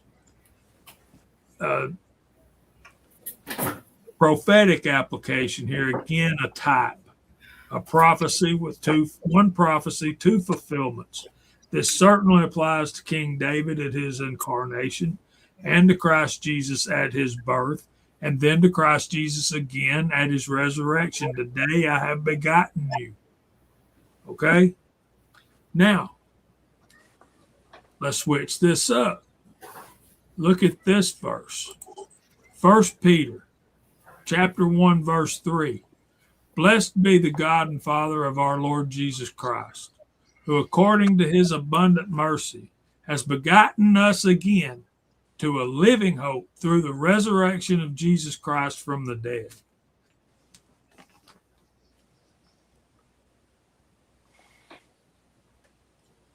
Abundant mercy right there. Abundant mercy. MacArthur writes there that the reason God provided a glorious salvation for mankind is that he is merciful. Sinners need God's mercy because they are in a pitiful, desperate, wretched condition as sinners. And he lists a whole list of reference verses for there. Abundant mercy there, MacArthur. Without God's mercy, we are all in a world of hurt. He didn't have to send Jesus to save us, except for his merciful, loving kindness, character that he has, that all powerful God has chosen for himself. Let me say that again. Are you listening? Let me say it again. Without God's mercy, we're in a world of hurt. He didn't have to send Jesus to save us, except for his merciful and loving kindness character that all powerful God has chosen for himself. He chose to save us through the blood of Christ Jesus when we didn't and don't deserve it. And the main point of me showing that verse is he has begotten us again. Let's read MacArthur there again. God gave us new birth as part of his provision and salvation. When a sinner comes to Christ and puts his faith in him, he is born anew into God's family and receives a new nature. And there's a ton of verses there. He references John 1:13 and John 3, verse 1 through 21. And in the middle of that is John 3:16. For God so loved the world, he gave his only son, only begotten son. He has begotten us again, a new creation. Notice this phrasing. I believe Peter has Psalm 2 in mind when he wrote his epistle. Thinking about all this. Think about all of this. Adoption into the family of God, begotten again. One prophecy, the Psalm of prophecy, the prophecy of Psalm 2:7 has a never-ending fulfillment. First, when King David at his incarnation as King of Israel. Second, at the birth of Jesus. Third, at the resurrection of Jesus. And continually, all the way through time, each time a new believer comes to faith in Christ Jesus and is adopted into the family of God, that prophecy continues to be fulfilled. And that's what I got for you. Real quick, Jamie, we have somebody new out there in the side chat, Lefty Six Gun. He says, hello, new guy here. Welcome, buddy. I see a couple of new faces. Yeah, welcome. All right.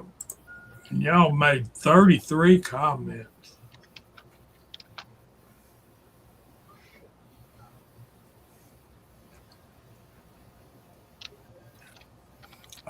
Looky here.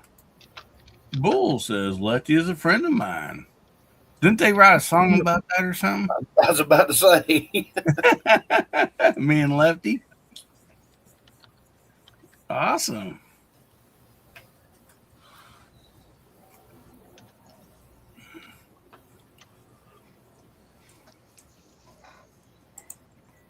Good stuff, Ken Larson. You got to love Sermon on the Mount. We did quite a few. We did a whole series of the Sermon on the Mount. Mm-hmm.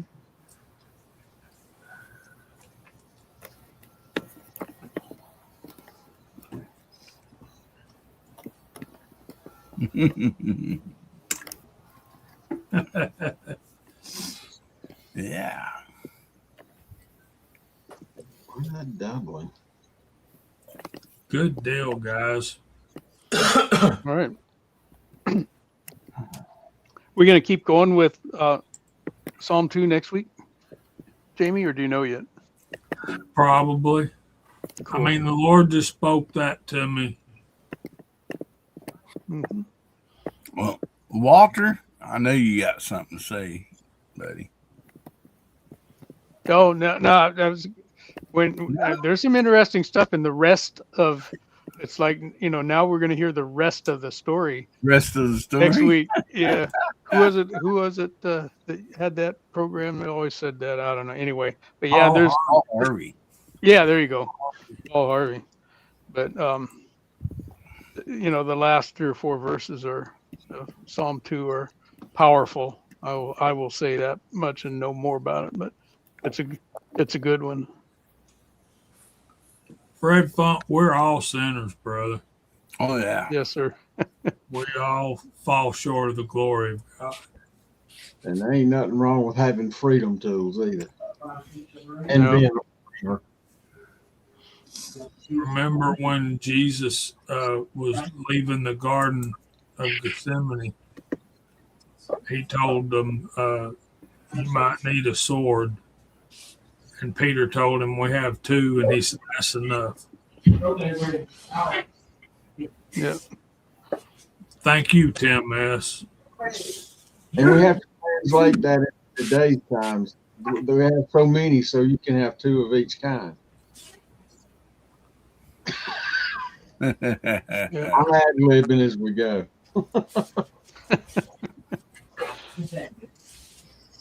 No, and I'll say this too about verse of the week, kind of particularly for the newcomers. This is something that Jamie has led us in for quite some time now, and it's a piece of the Friday night chat that we all look forward to. And I'm always pretty much the first one to say thanks, Jamie. I needed that, and that's no lie right there. I try, and most of the time I'm more trying than others, according to Catherine. But I'll tell y'all the story of how this came about. Is I get a daily devotion every day from David Jeremiah, and it was on one of my favorite verses, and I can't cite it from memory. It's just one of my favorite, but I think I got it written down in here somewhere. But it was about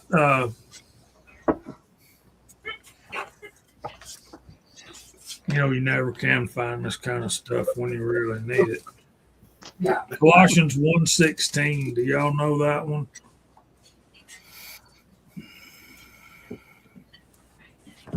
Go ahead and read it. If I can find it. I was about to say that's what he's trying to do. He's looking for it.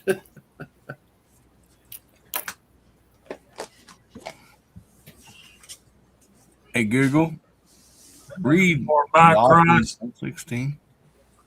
for by Christ all things were created that are in heaven, that are on earth, visible and invisible, whether thrones or dominions or principalities or powers. All things were created through him and for him. Verse 17 goes on to say, and through him all things consist. So not only was Jesus involved in creation, not only is he an eternal being,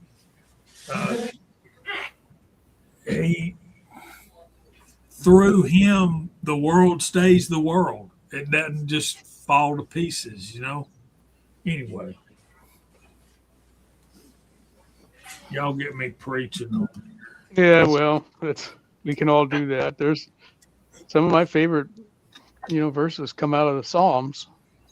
So, as I'm reading through this devotion, he refers to Psalms chapter 2. So I go look up Psalm chapter 2. And then it's like, well, we need to talk about this on the verse of the week. And I was wanting to eventually tie it into that devotion and share that devotion with y'all, which I will do probably next week. But we got to get through verse 8 for it to make sense.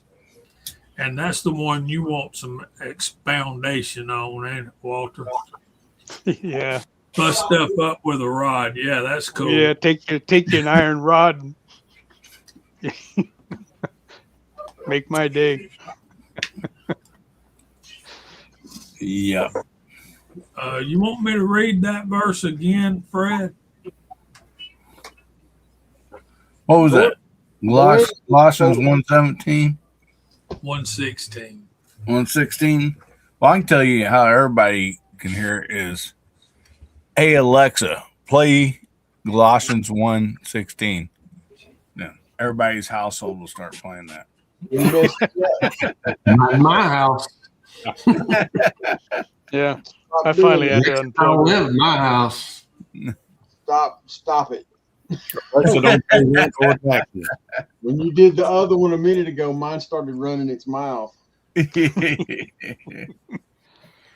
That's fine, Glenn. That tickles my heart, man. Yeah, I love 44 mag. I got to load some up too. Jamie, Yes. I think we'd be amiss if we didn't go on and read 1 Peter 1:3-4, the 4th verse. I love that 4th verse. To obtain an inheritance which is imperishable and undefiled and will not fade away, reserved in heaven for you.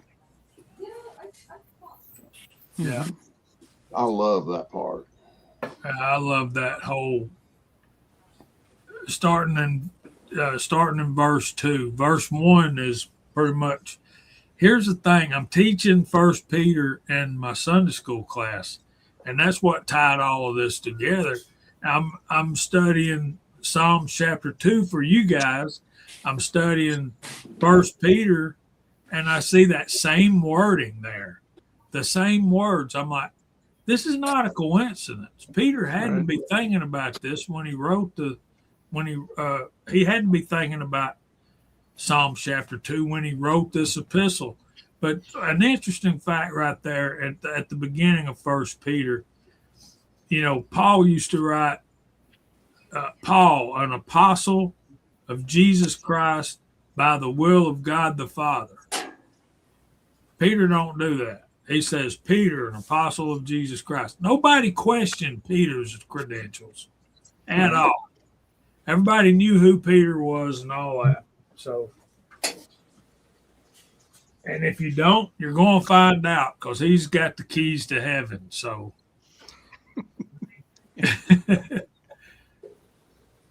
Don't knock me down. I got the keys. Right. Don't run me over. Take your time. We'll all get there. Anyway, let's start going through the room. Mac, man, you all right down there? Yeah, I'm still listening. I feel like I've talked too much tonight. No way.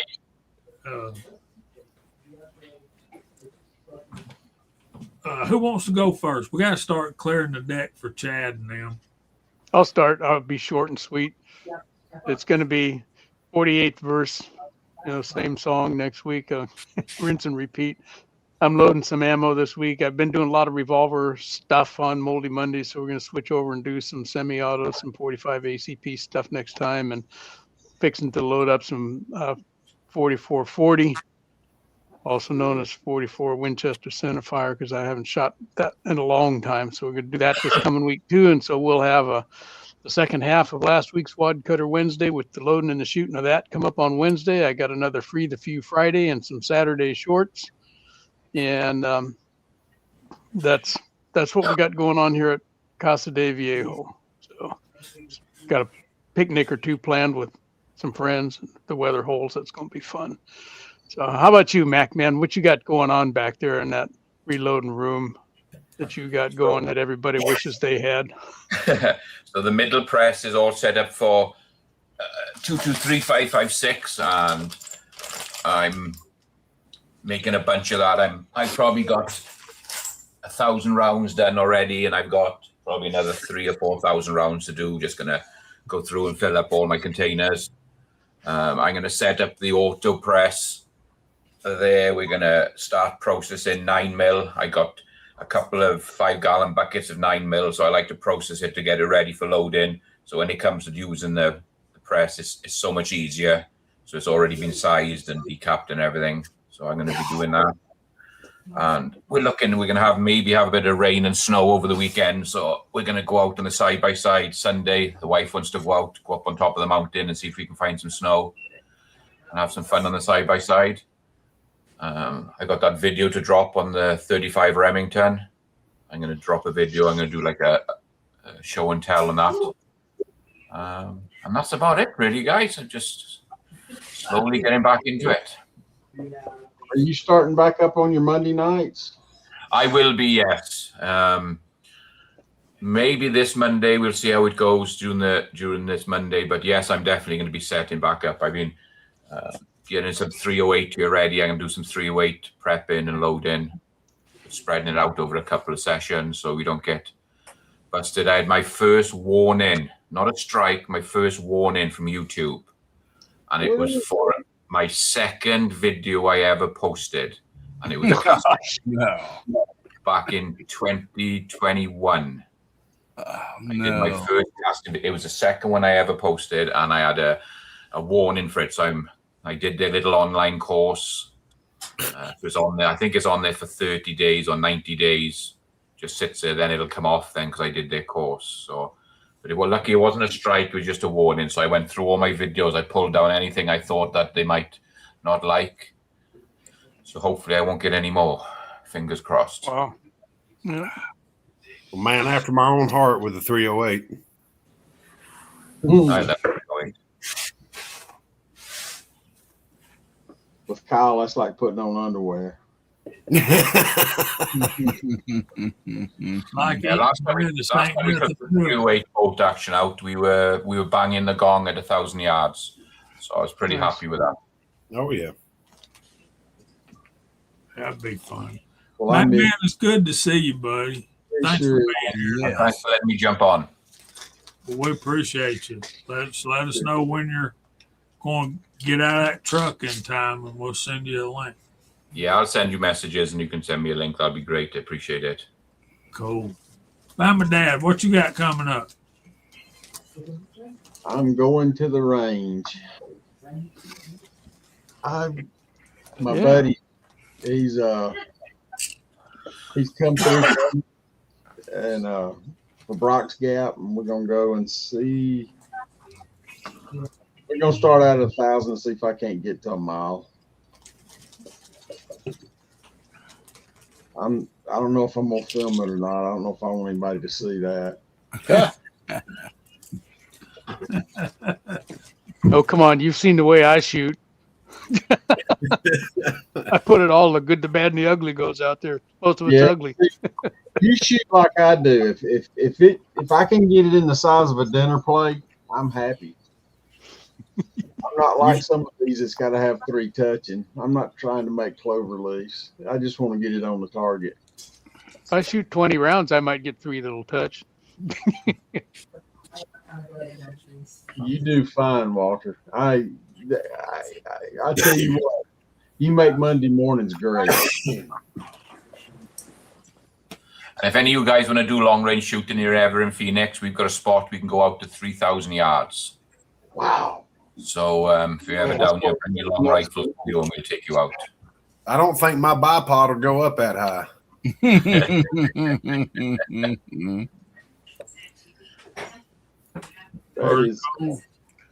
I do have experience with artillery, just not the 308 caliber. Yeah. What's that angle you got to shoot at to go like that? It's somewhere about like that. Oh, yeah. I'm just really eager to see what I can get done now that I've got my scope lined up and everything done, ready to go. I think you're going to like it. Tell you what I don't like. I don't like how short a distance how the powder goes in a 300 PRC. It's like loading the 300 Win Mag. You ain't getting much in a pound. Nope. 80 or 82 grains a shot in my big lady. Yeah, I think I'm up to 75 grains in my 338 Lepore. That's me, Fred. I don't have a 308. I got a 30-06 and a 30-30. I need to get a 308. I looked at a really nice CZ 600 today. Yeah. Really impressive. I bet. All right. Who's next? Thank you for being here, Bama Dad. Hope you feel better, buddy. I'm already feeling better. Good deal. Good deal. 6? Well, good company and steroids. Well, thanks for letting me be on here again tonight. I missed it last week, but I was having fun doing what I was doing, hunting. Oh, we missed you. We missed you. Yeah, got a bunch of reloading to do right now. I've just about got everything set up to get that lease 6-pack out and start cranking on it. Hopefully, I got all these little bugs I've been trying to work on for the past 6 months fixed, and I can be able to just run with that press. So they postponed our cowboy match from this weekend till next weekend, but it sounds like it's going to be a repeat next weekend. Or it's rain anyway. I don't think it's going to be nowhere as cold, but that's about it for me. Got to put on the wax long coat and go for it. Oh yeah. Well, we did order some heated vests, so we'll give them a workout. There you go. Well, we missed you last week, Six, and it's great to have you back this week. Hillbilly, you need to go next. It don't matter, buddy. I think Kentucky Rimfire is coming up next here, and Well, I'll let you go next so you can get over there if you need to. yeah. Man, thank you so much for having me on here. Always a blast. Great panel and side chat. Good to see Mac Man again, buddy. I'm happy to see you. Thank you. Yeah, we got Guns Burn Therapy coming up tomorrow night. And since it's so cold and the weather is so bad, I thought, well, instead of Guns Burn Therapy, we might call it something like ice and, snow and therapy or something. So I was kind of messing around and come up with a thumbnail. I'll see what you guys think. Fear and hypothermia. Ice, snowman, and therapy. Yeah.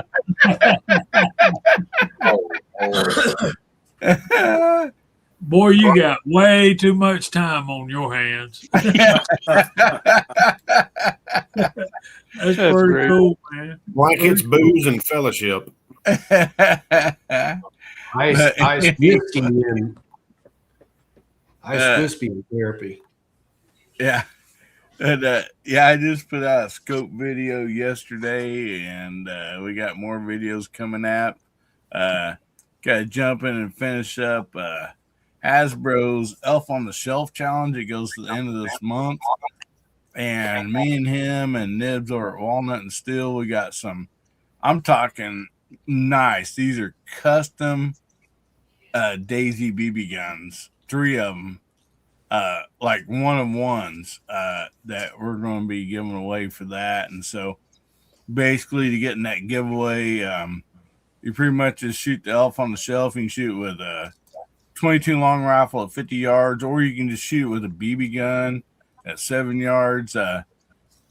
It's not going to enter, like you just literally got to shoot it and like send him a picture or the video to get entered. So you don't have to do like, you can miss everything. You can take one shot and get entered, and you got a lot of great items over there we'll be giving away on Guns Bearing Therapy after the end of this month. And we hit 3,000 subscribers, so we got that 3K baby giveaway coming up. And so, man, appreciate everybody. You guys are just awesome. Thank you so much for having me on.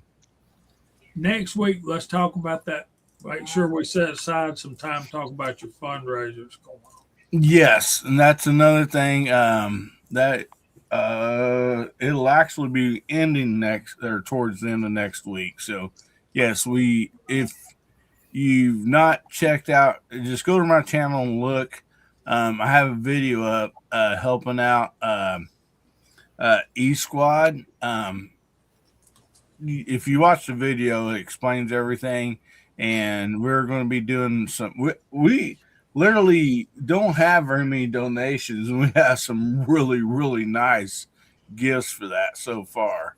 And so you pretty much go on there, you find you'll see in the description down below GoFundMe that goes directly to him and his wife. And so if you donate $10 or more and screenshot it and then email it to me at American Hillbilly Contest at gmail.com, we'll put you in that giveaway. And I'm talking Moondog donated I think it's like a 450 bean scope. So I mean that's just one of the items of many that we got, you know. So yeah, go help him out. Everything explains everything on the video. There's a link to his channel and everything. So yeah, go help bless these people. And thanks for reminding me of that, Jamie. Cool. I am Bo. We'll leave that up there and let some people see it. Anyway, Kyle, what you got coming up, dude? Well, same old work. I got my peppers out of the dehydrator, getting ready to make some pepper powder. Got some deer chili in the fridge, so we're good and set there. Got plenty of stuff to make cornbread, which is not in a box. Let's see. We got plenty of food, plenty of heat, plenty of fuel. We're good to go. I just hope that I can get back and forth to work. She's off for the next week, so her and the dogs are going to be sitting here knitting puppy blankets or something. I don't know, but we're just hoping everybody stays warm and stays safe. And man, it was great to have everybody here. Side chat was just outstanding tonight. MacMan, as always, good to see you. Glad you could stop in, brother. Thank you. Other than that, we're just trying to get through the week.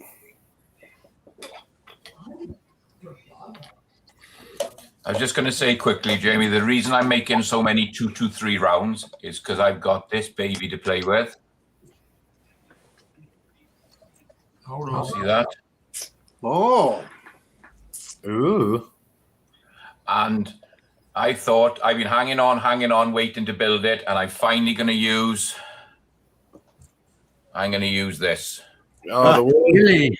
Yes, There you sir. I can't remember who sent it to me. I was holding on to it till I made a fairly decent Might have build, been and I Scotsman. decided that's going to be what it's going to be built around. So that's why I need plenty of 223 ammo, because we're going to have an absolute blast. Yes, I sir. think you got mine on my 350 Legend. Yeah, Scotsman got those done, and I sent a bunch, and he sent out a bunch. So yeah, I finally got one. I put mine on my 300 black, one of my 300 blackouts. Yep, it's on mine. 223 wild. Yeah, so I finally get to use it, and I think he'll appreciate it. Which I didn't get to go shoot this year. bummer. Or See that? What you got? Go ahead. I'm sorry. I was just expanding on what Rick said. There is we should do something like that on the anniversary or thereabouts. Take our monogrammed rifles and shoot them and do a quick video on Willie, about Willie. That'd be something. That's about 2 weeks from tonight. Yep. It's getting to the point where I ought to just go ahead and do a memorial. Yeah. Shoot. Maybe I'll do just that. Got enough of our brothers have gone on. Yep. Well, I've got 3 videos next week. I threw another one in the middle. Usually I do Mondays and Fridays or Tuesdays and Fridays, but I stuck one on Wednesday, so I got 3 videos next week. I hope you enjoy those. I got a whole bunch. I'm almost to March. I think I'm one video away from March. Good. Posted. So I like to stay a little bit ahead.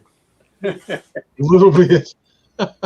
It does make it challenging answering the comments, because I got to think back to what's going on. If it's just a standalone video, it's easy. But a lot of times, like this 1022 stuff, I've been 2 or 3 more times since the video posted, and the problems that I had, or the issue that I had, or the question that I had, or the item that I highlighted, you know, Already solved. Huh? may have changed, solved. You know, it's old news. It's nothing. So it makes it a challenge in that regard. But no, I love it. It's and the three that are coming up this week are only ones on the SP. I mean on the GP. But I got a couple other ones off topics, and one of them I think is going to be really useful to a lot of folks. So the Wednesday one I'm hoping is because it's something that's been around, but I don't ever hear it talked about, and it's something that's useful, really, really useful. So that's about it. Good deal. Y'all hang around for a second. I want to talk to you after this. Let's do this. The Lord bless you and keep you. The Lord make his face shine upon you and be gracious to you. And the Lord lift up his countenance upon you and give you peace. We love you and ain't nothing you can do about it. Amen. We hope the Lord blesses you all real good. And if he's willing, we'll see you back here next week, next Friday night at 8 o'clock. Say good night. Good night, everybody. God bless.